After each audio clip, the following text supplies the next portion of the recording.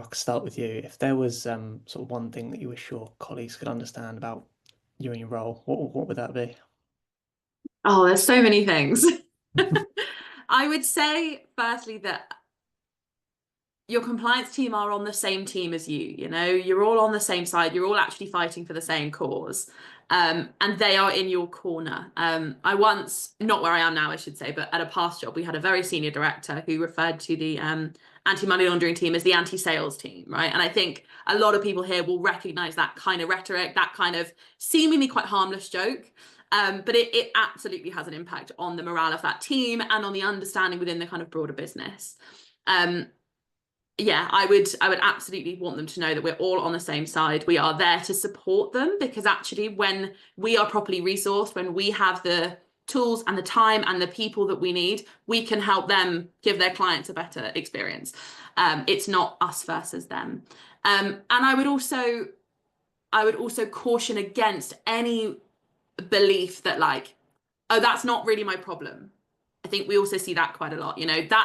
That's somebody else's job. That's somebody else's department.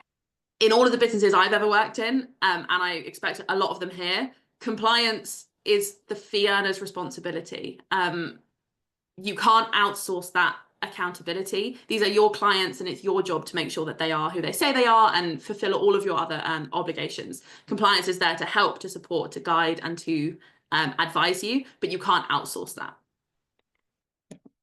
And same question to you, James. If there was one thing you could make your colleagues understand, what would it be? Yeah, I'd definitely echo Sydney's comments there. I think one thing I say to all our staff, especially in a law firm, is that they're all risk managers, and the jobs that they actually do as solicitors is managing risk for their clients.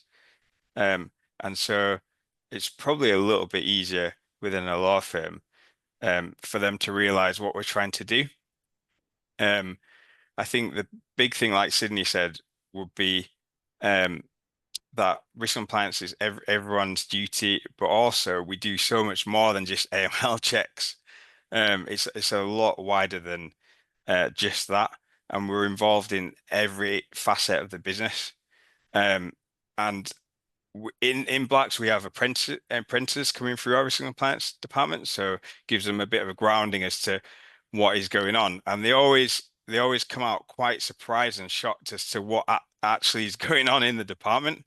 Maybe that's a fault of our own, not actually telling everyone and communicating everyone what we're doing. However, they are quite surprised with what we get involved in.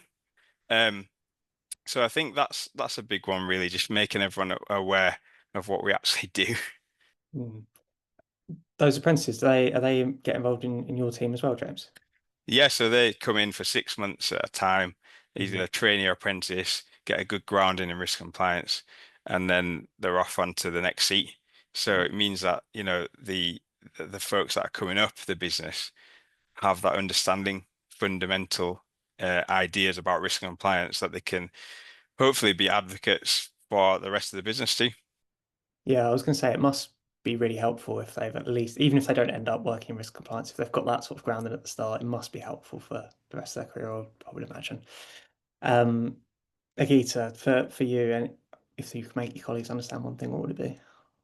I agree with James and Sydney really, and probably I just really what I would add to this is just to say, I always encourage this to our employees, to our company, to step back a little bit and see a bigger picture. So we have a laws, procedures, processes, but just have a think why we have them in the first place.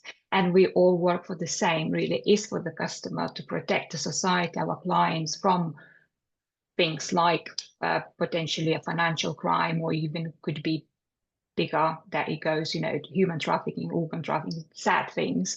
Probably we don't see that in the property as much.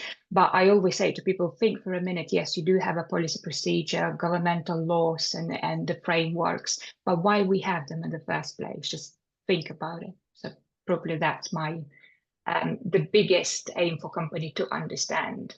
And that leads to why we do what we do. Just sort of understanding that bigger why, the bigger context is to, yeah, it's not just a case of ticking the box. It's we're actually protecting people from real crime. Yeah. Dan, how about you? I mean, it's pretty much covered, I think, by the other three. But I think the only thing I'd probably add is to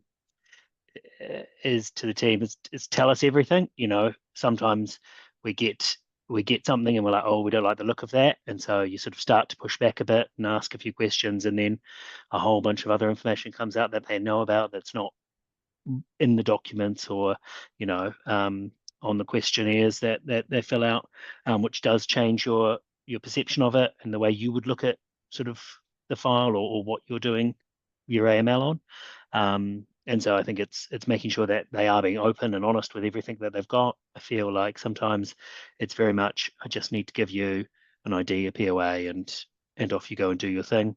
But giving us sort of the background and the story helps us to understand and apply the way we apply a different approach to maybe the way we assess the risk.